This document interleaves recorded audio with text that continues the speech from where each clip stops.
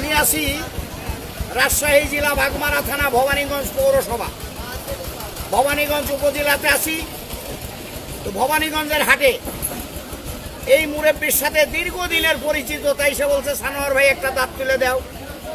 তো মারির একটা দাঁত আমাকে তুলতে হবে অস্ত্র ছাড়া, কোনো অস্ত্র নেই, আমার অস্ত্রই হলো তুলা।